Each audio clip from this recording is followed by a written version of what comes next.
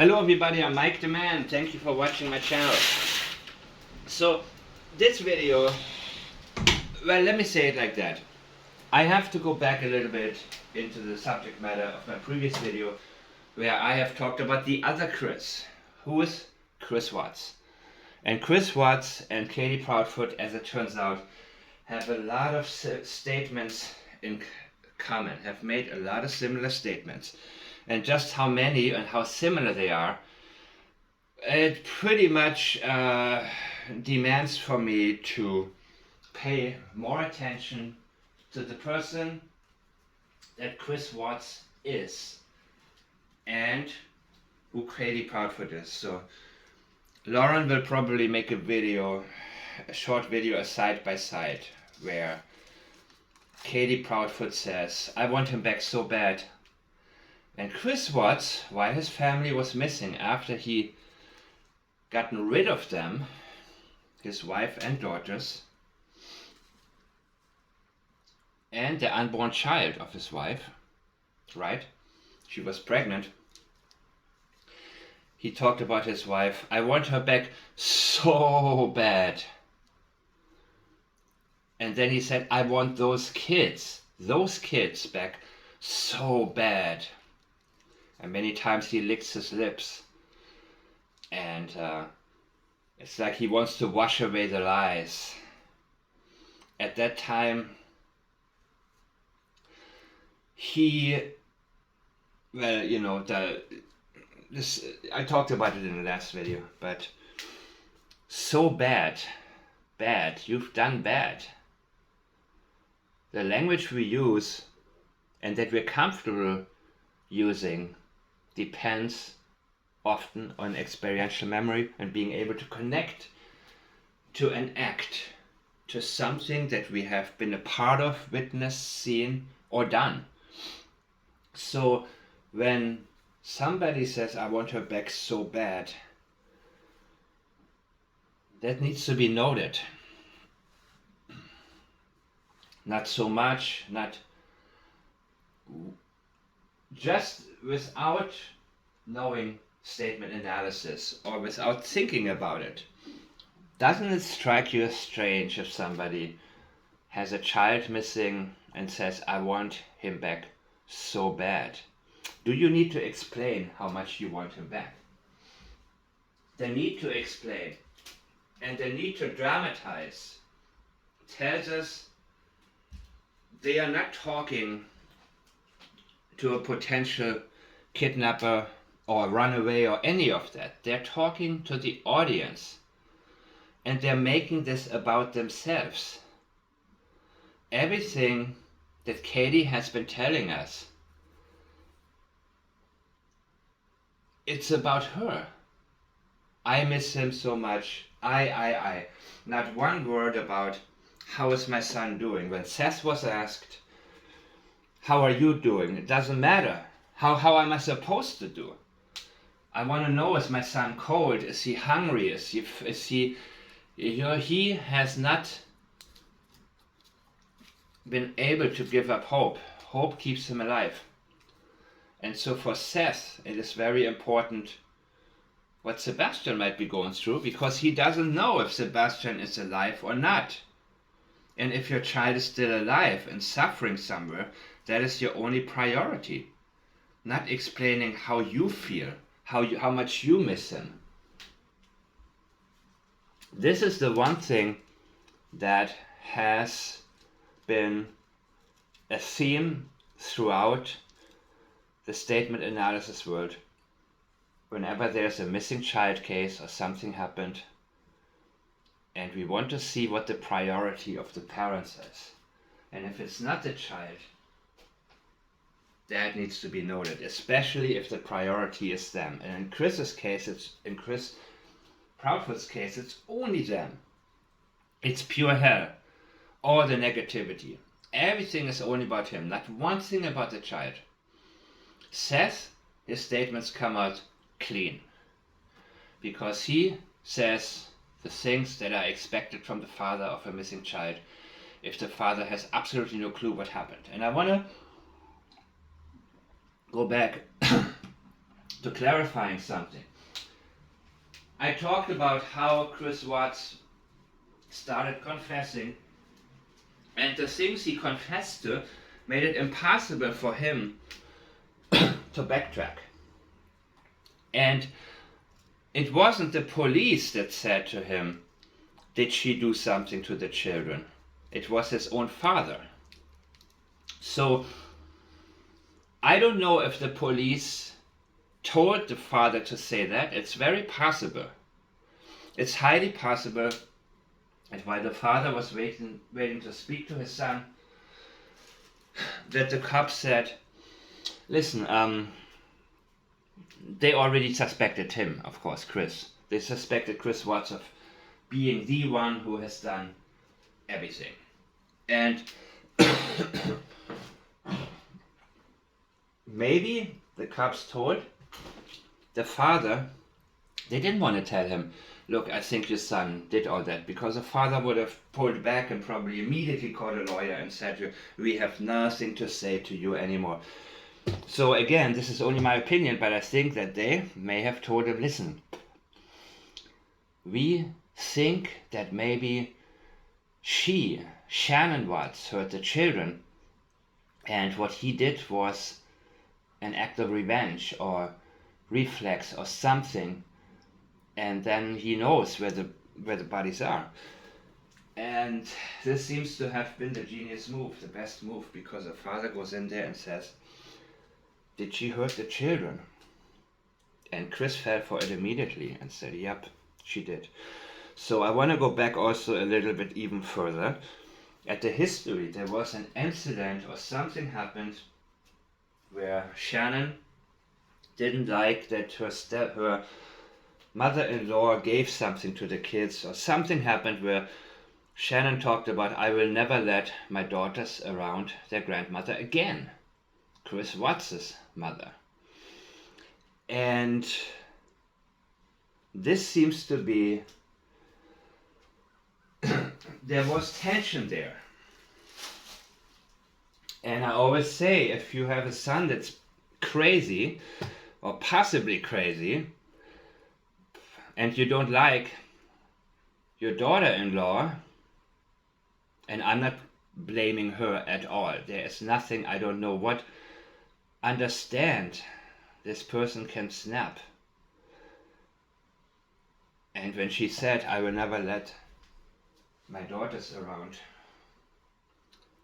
your mother again," I don't know, some guys are mama's boys, and they take their mom's side, or they allow this to almost encourage them, or look at the spouse in a different way, which of course in a healthy person, they look at their marriage and their parents very differently, and they know how to sort things out.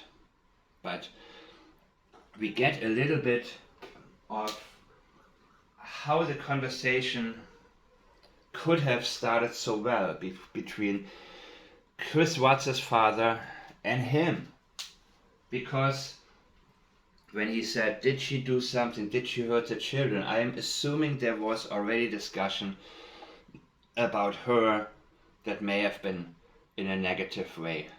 So this could have been an easy continuum of them talking about Shannon. And again, this is only speculation on my part. Well, it's more than speculation, because I watched that moment that Chris Watts' father asked him, and it was a natural progression. It was, "Did she do something to hurt the children?" And Chris immediately said yes. And so then his storyline became that she hurt the children and he hurt her, which of course is complete bogus, but this allowed law enforcement to step in, say, "Okay, now show us the bodies." Now they didn't have to tiptoe around it anymore. They had something. Well, you said this, you said she did this, and then you did, well, take us, okay, what time, when did you take him there, what happened? But you see, he was already questioned after that video was shown by the neighbors, where he was fidgeting.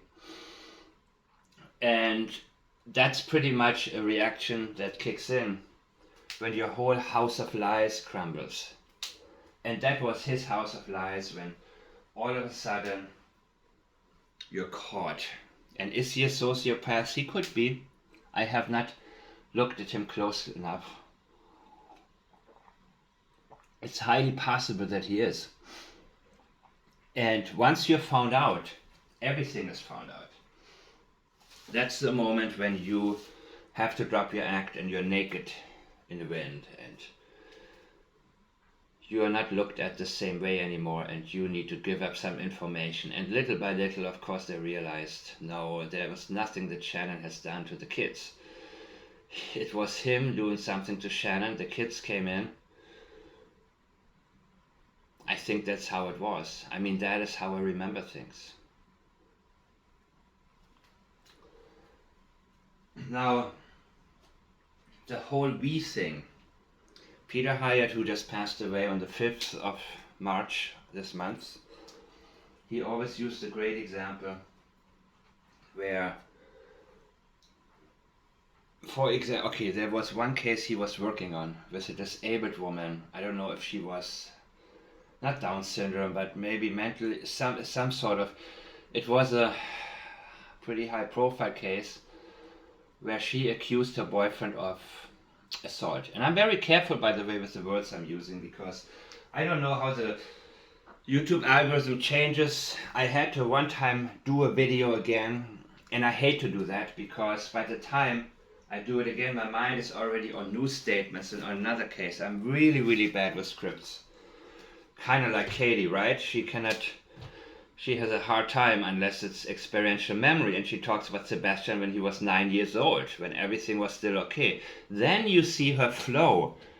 Oh my gosh, did you see that in the interview? Did you see how she was hyped up and excited and laughing about the stories she was telling about Sebastian from the time? Nothing from recent years. The last 2 years, that was when things started to go bad, because Sebastian could finally have a voice and talk about what took place at home. So CPS, the cases would not go away. It was probably very different when Sebastian was 9 years old and he was able just to scare him, and Sebastian said, oh, okay. Whatever it was. He was probably sad a lot. But as a teenager, he probably got to the point where he said, wait a minute. This is my house. You cannot throw my toys away. Whatever it is. He was in a very sad existence. And he probably started to realize that. And he was isolated there. The neighbors, many of them didn't even know there was a 15-year-old boy in the house. They didn't want anyone to know. It was different where they lived before, but I guess they upgraded to a nicer and bigger house. But that became the house of horrors for Sebastian. It was a dream house for Katie and Chris, but Sebastian's life changed for the much worse. And what Peter Hyatt was talking about in that case was that the lady, the disabled woman, her and her boyfriend, they were driving somewhere, and she said he assaulted her. But then when they drove back, she said we drove back into town. We, indicating unity.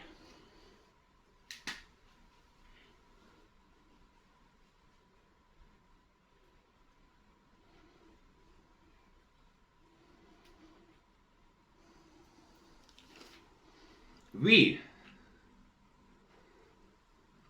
And Peter Hyatt said he didn't assault her. Because many times when there is an assault, yeah, we went out to have a drink, we went to the movies, then we had dinner, then we had some more drinks, then we went home, and then he assaulted me. I sat on the bed, I was shaken up, he did this, there is no more we. And it's very similar to when Katie Proudfoot tells us about how the day went leading up to Sebastian being missing. We had a really good day. We went to the bowling alley, we went to BJ's, we. 6 times she says we. Remember my video on my whiteboard? A paragraph, a whole paragraph. I have transcribed it. And the smaller first part had 6 times we, 1 time our, 1 time together, and in the second half, the bigger half, there was not one we.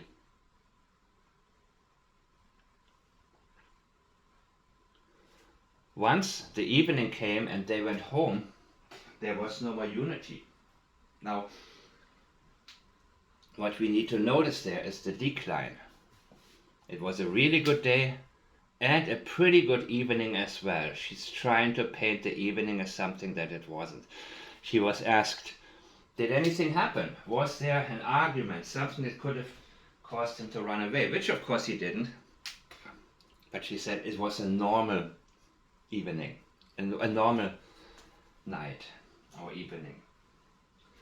And then she doubles down and says it was a calm night. This tells us there was nothing calm about it. As a matter of fact, this may indicate that at one point she already snapped at him, because she did not want to lose Chris, and she was now, towards the evening, looking forward to communicating with Chris on the phone.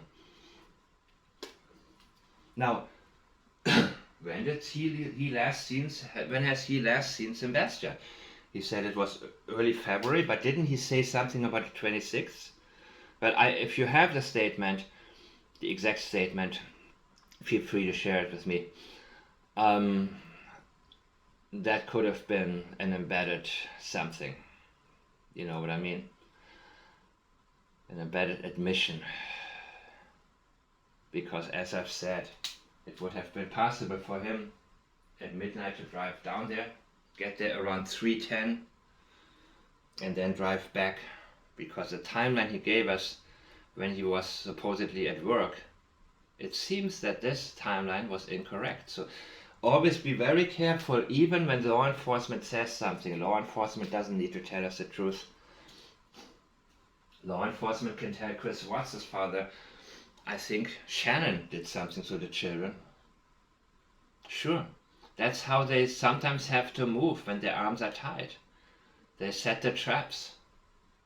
And then little by little they got him. And then they see more inconsistencies. And then they can go from there and solve the case. And that was excellent. And by the way, Chris was, here you have 2 people protecting each other. Katie Proudfoot and Chris Proudfoot. Now imagine it was just Katie and she has to perform her own material. Or it was just Chris and he has to rely on his own brain and not be able to use Katie's script. It would be a very different story. So the hard part is these 2 people have each other to talk to. They both know what happened. They're in this together. One falls, the other falls. I don't know how long Chris can keep it up, because he, believe it or not, despite of what he put Sebastian through, and of course there is no empathy and there is nothing on his part. He didn't look at Sebastian like a human being. He still trashes him, and so does his mother. So again, wanting to please a parent. And I have to be very careful how I word it. But if there's anything we can learn out of it, going back to the other Chris, if you have a son who may be crazy and you don't like his wife, whether or not there is reason, wow, be gentle. Be gentle. If our parents are on our side and we do something, look at Brian Laundrie, for example. Look at what happened with Brian Laundrie. As a documentary on Netflix has revealed to us, the mother hated Gabby. The mother was jealous. There was, somebody called it emotional incest or something like that. And you know what? When Roberta Laundrie wrote to her son, I would help you bury a body, there's something very wrong there. Roberta even changed the address with the post office to have Gabby's mail go back to her home after she moved in with them, indicating, I want her out. What effect do you think that has on a mama boy son? What do you think, how do you think it impacts a son who may have an argument with his girlfriend? And he knows his mother hates her. If he's a mama's boy and he's abusive towards her, that may be what helps him feel justified. Well, my mom would be okay with this. No, people don't think so much about the law and morals or what should be or what the teachers told them or what others told them or what the... No, if the mom hates her to the point where she would help him bury the body, and remember all of the things that took place, how they stonewalled everybody. It was them against the rest of the world. And they knew what happened. They already wired $25,000 to that lawyer, whose name, by the way, seems to not ever be mentioned anywhere anymore. Stephen Bertolino. I guess that Netflix didn't want to... Yeah, I mean, there's a reason for that. There's a reason that the PI of the Proudfoots is referred to as the PI most of the time. So I don't believe in blaming or pointing fingers. I believe in pointing out what is or what could have been. And more than anything, I'm also interested in these progressions. How does an abusive relationship or a tense situation get to a certain point where people cannot just separate or people cannot say that's it? And the thing is though, Chris, it seems, did that. He's a black and white kind of guy. He's a simple guy. He realized the CPS was not going to go away. Before he can beat his way out of everything.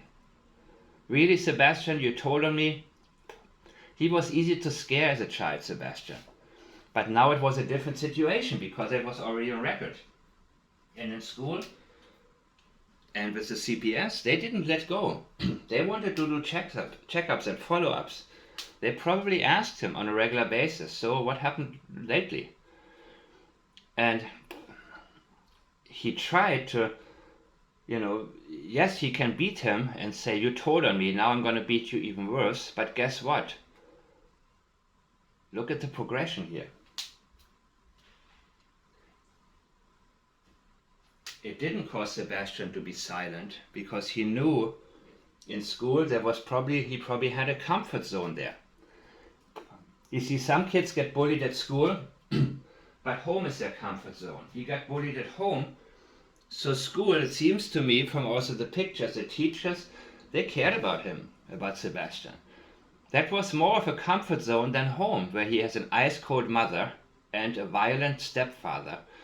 And there were people who wanted to know that he's going to be okay. So what did he do? what option did Chris have when beating him no longer shut him up? Because now, even if Sebastian had said, no, everything's okay. Wait a minute, let me see your eyes, let me see your arm, let me see, is there a bruise? How about on your back? No, they wouldn't. It's already 6 CPS reports, right? Or visits. 6. They knew that was ongoing and there could be an escalation. And Chris just didn't come home anymore. It was Katie who wanted to make sure that Chris would be with her. Katie is the one who wanted to make sure she doesn't lose Chris. Chris was probably already ready to get out of there. And maybe that's also why he's so confident. Where he says, look, it was, I could have easily left. She didn't want me to leave. There is a certain aura about him where he feels justified in what he has done or what he has been a part of. Even the abuse he gave Sebastian. He probably thinks in the back of his mind, well, she could have just let me go. We could have just broken it off and gone our different ways, and because it wasn't going to get better in his mind. And Sebastian, in his mind, wasn't going to be able to live on his own. And so, as I have said, if we talk about premeditation, well, the language indicates now, more than anything, a calm night, that something took place. Sebastian didn't want to go to sleep. There are 3 different statements that Katie made. And I have examined that, where she points out, she feels the need to point out, telling him to go to bed. And then some, meaning he didn't want to go to bed. Katie had an issue. And she wanted to work things out with Christopher. And the last thing she wanted Christopher to hear, you see, there could have been the noise. She said an hour later there was a noise. So, no, you told us it was a thud, twice. That's a very different thing. But there could have been noise beforehand when she was ready to call Chris. And the last thing that she wanted was Chris to hear Sebastian in the background. She probably wanted him to think everything is going to change, everything is going to be better, please come back. It was the evening time, so evening is when the kids go to bed and the grown-ups have some time for themselves, right? So as evening approached, and she looked pretty fidgety in this video from the TRH, I'm pretty sure if we hopefully we can see a video of BJ's or the bowling alley, or I'm pretty sure they still had a lot of fun, and I'm pretty sure there was unity, and we were laughing, we were joking. I believe her because her language is consistent about the day, but not towards the evening. Towards the evening her mind was on Chris, no more on Sebastian, but Sebastian was overhyped. So she told us again and again, she basically is working up towards a scenario. She feels to justify something. She feels the need to justify something. She's talking about how much he had to eat. And in other interviews they tell us how overstimulated he gets and how they don't want him to eat too much. Of course, from what I see, they only feed him crap. Spaghetti pancakes. Well, Katie, I think she's, like I said, I think her IQ is very high, but that doesn't mean she has common sense. That doesn't mean she's wise either. You see, there is no proven link actually between wisdom and intelligence. And I know several people who are extremely wise, but there's nothing up there otherwise. And I know people who are extremely intelligent and excel at their scientific professions, but in life they have zero common sense. So Katie shows us who she is little by little. Her uncontrollable giggles at the wrong time.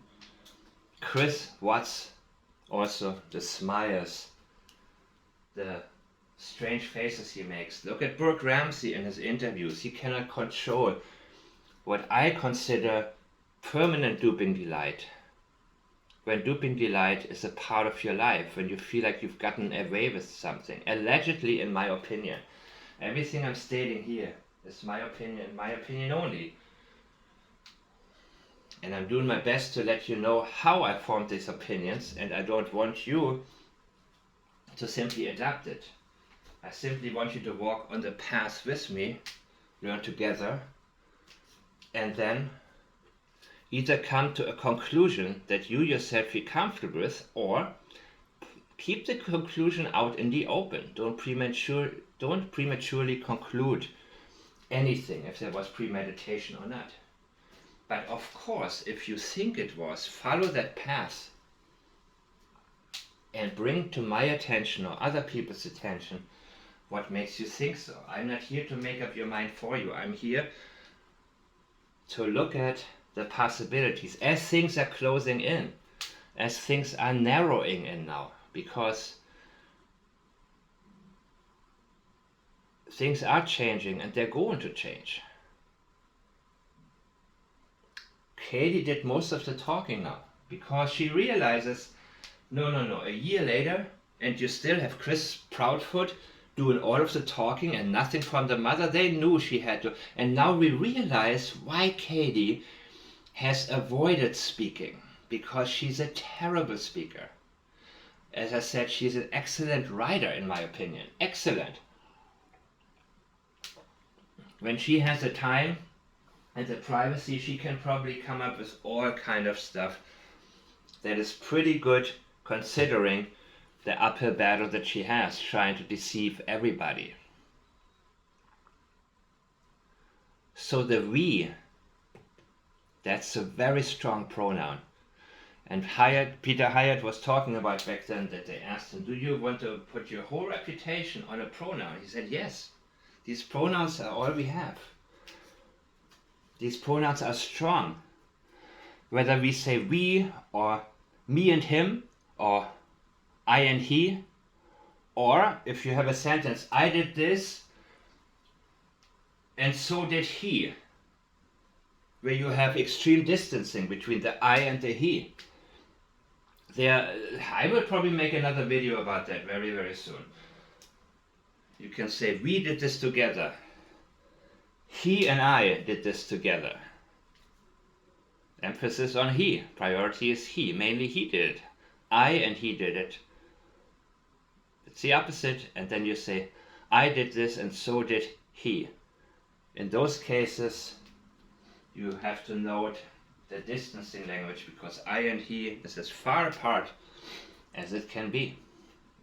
So now I was going to actually talk about something completely different, and what I was going to talk about to you guys was how to recognize that somebody has an agenda.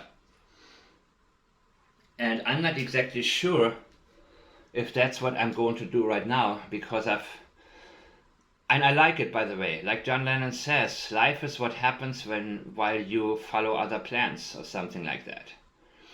So I like to go at it not as systematically as I was taught to be, but when I remember something or something comes to my attention, it's usually worth paying attention to. Meaning that there are also things that I forget or don't remember the exact words or something, and that is usually when that was a minute issue or difference. But when something gets to my attention, for example, so bad, both of them, Chris Watts and Katie Proudfoot, have a very similar way to say so bad. Listen to that. I will upload it here. I already shared it on X. I will upload it here. so bad. Christopher Watts. I want her, his wife, back so bad. I want those kids, those kids, distancing so bad. He just took their lives. And he's talking about how much he wants his kids back. Of course you would want your kids back. Why do you need to explain that? And why do you need to dramatize it? And the word bad kicks in there because he did something bad. The experiential memory always sneaks in, and it can serve as something to hold on to not steer away so far from the truth that you lose yourself in your own script. I want him back so bad. So what you doing about it, Katie? I don't see that. You're dramatizing your language. You are not searching. Nobody has ever, from what I understand, seen you put even up a flyer. You talk about, you include yourself in the we, but who is we?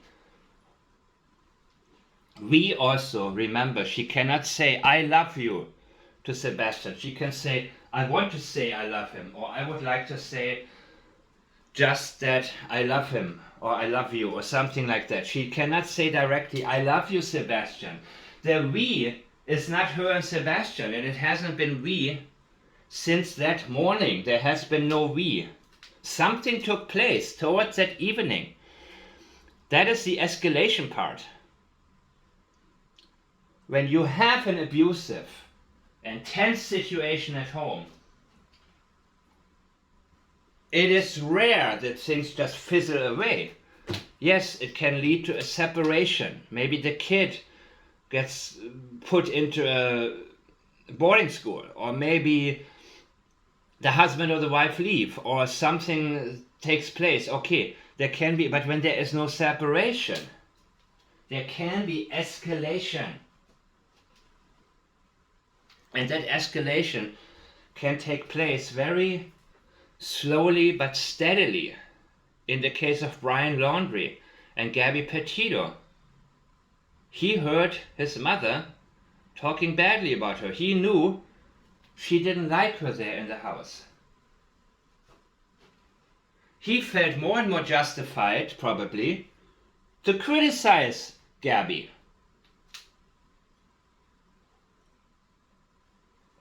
And he's crazy. Sorry, but this is a common term I will now use as it comes to me. He wasn't mentally stable. He wasn't making plans, we're going to move somewhere to... Well, his plan was to go on a road trip, but when you run away from your problems, that may not... He was also obsessive and jealous and didn't want her to have any fame or any notoriety on her own. He didn't want the world to know her and other men tell her how great she is, how great her videos are, how she didn't want to get in touch with anybody. Remember the girlfriend of Gabby? She talked about how they were going to go line dancing and Chris took her ID out of her bag. So when they got there, they wouldn't let Gabby in. You have that, and on top of that you have a mother who talks about how terrible your girlfriend is. The next time your girlfriend has a valid concern to make about your relationship, that can kick in, that can come to the forefront of your mind, of a crazy boyfriend's mind who suddenly feels, you know what? You're nobody to talk to me about anything, and I will shut you up. When you strangle somebody like he did, strangulation, that is consistent with wanting to shut somebody up. Whatever the last words of Gabby's were, whatever she finally had to say to stand up for herself, and those are words that that's not Chris, Brian didn't want her to say. We know that Chris Watts' wife Shannon was first, right? From what I recall. and then the children. So when he tries to explain to us and feels the need to make you think he misses them, is missing really the right term when your child is missing? Missing is not a very active word. When somebody passes away, you miss them. I miss my grandmother. I'm not searching for her because I know she's not going to come back. She's been gone for 20 years. You know? But just to sit back and say, I miss somebody, I want them so bad, put so much energy into finding words, like a eulogy. All the energy that Katie and Chris put into talking about how sweet Sebastian was when he was younger. Because I think they both, one of you guys said, I think that they liked Sebastian at the time. Yeah, within moderation. So this is the part that they have to go back to and let their mind go back to. And that's where they feel free to talk, because it was long before even the CPS reports took place. That happened a couple years ago, started a couple years ago.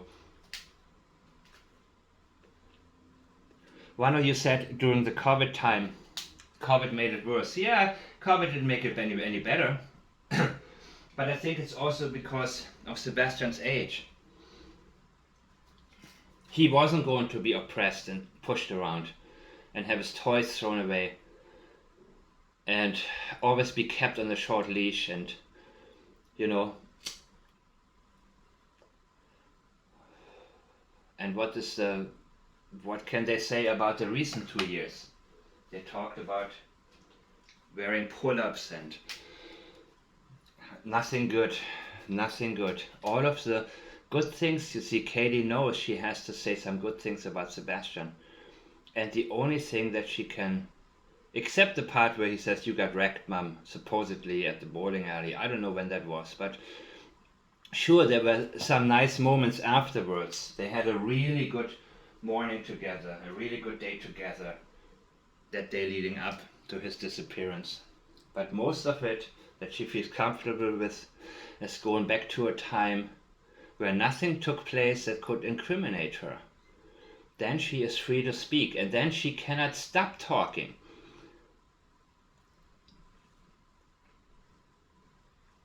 Then she can be herself and not worry about how something comes across or that something may leak. So I guess in my next video I will talk about how to detect an agenda-driven person. If you communicate with somebody who has an agenda, which is something that I have witnessed more and more in the recent weeks.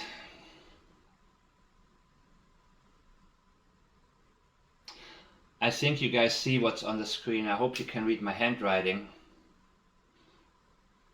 There are certain ways you can detect if somebody has an agenda. Even if they say they're on your side. Even if they say, I'm green team. I'm team Sebastian. Even if they are telling you so many of the right things. Or imitating the words, imitating your language or the language of the people who are in support of finding Sebastian and are, of course, on the side of the father, who had nothing to do with it and who wants his son back. There are those who attack him for other reasons, but there are also those who have, talking about Netflix again. Will there be a Netflix documentary? Who you think will be in there? I think you will be extremely surprised. Maybe not if you're watching my videos. But if something is off from the people that are using Sebastian or the case for an agenda other than helping find him, then you can expect them to give themselves away. They're ignoring facts and overshadowing with narratives, wasting your time with insignificancies. Indicate no desire to investigate, no sense of urgency. Offering nothing new, have an answer to everything, try to sidetrack when you are on it. Lead your attention away from your investigative path, no flow of information, talking about what isn't, no evidence. I think I'm going to have to dedicate a new video to this one, but maybe I will postpone it even further, because I think there's going to be a lot more that we have to talk about when it comes to the comparison of Chris Watts and Katie Proudfoot's language. And I'm expecting a nice side-by-side that I will show you guys on this channel when it comes out, because I think that we need to learn always looking back. I am not interested in using old cases as a training tool, because I am more motivated to look at what we don't know yet. Of course, it's much easier to look at the older cases, knowing what had happened, and then being able to match up the language. And that is a great training tool. Peter Hyatt did this a lot. And I, however, am more interested and more motivated to actually learn about a case with you guys and share as I learn more about the current case, or a case that is a little bit older but hasn't been solved yet, like the John Benet Ramsey case. Even when people say, no, you shouldn't say this, you shouldn't, this is not what happened. Don't make up your minds, people. Patsy Ramsey said, I didn't do it, John Ramsey didn't do it. Whom did she leave out?